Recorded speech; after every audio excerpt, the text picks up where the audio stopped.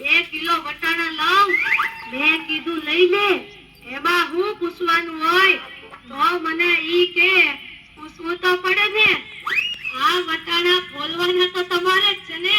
યો કરો વાહ. અરે બાયુની ક્યાં માંડો છો? આજકાલની પરજાઓ પણ જુઓ ની. મારી ટિંડોરના હાથમાં મોબાઈલ આવ્યો એટલે બસ પતી ગયું, સમજી લે. આપણી સાથે વાત કરતા હોય અને કોકનો ફોન આવે એટલે હાલવા જ મળે. એલા આપણે કઈ ખેતરના ઉભેલા ઝાડિયા છીએ?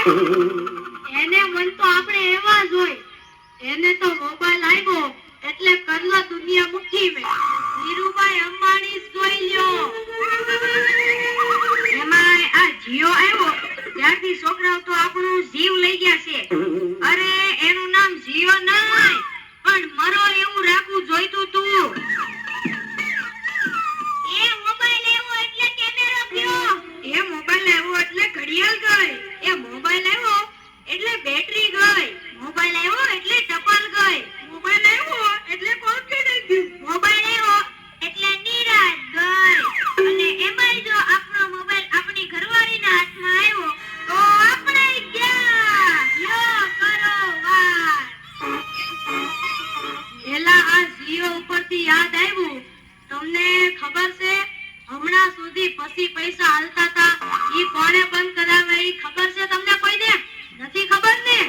સરકારે બંધ કરાવ્યા. બીજું કોણ કરે? એ નહીં, ઈ પછી પૈસા એટલે પાવલી. ઈ પાવલી આ જીઓ વાળા મુકેશ અંબાણીએ બંધ કરાવી. એ કેવી રીતે? જો હું કહું, મુકેશ અંબાણીના લગ્ન થતા હતા ઈ વખતે આ પાવલી એટલે ઘણા બધા પૈસા કહેવાય. તે ગોર મહારાજ ઘડીએ ને ઘડીએ કીધા કરે, પાણીની ચમચી ભરો ને મૂકો પાવલી.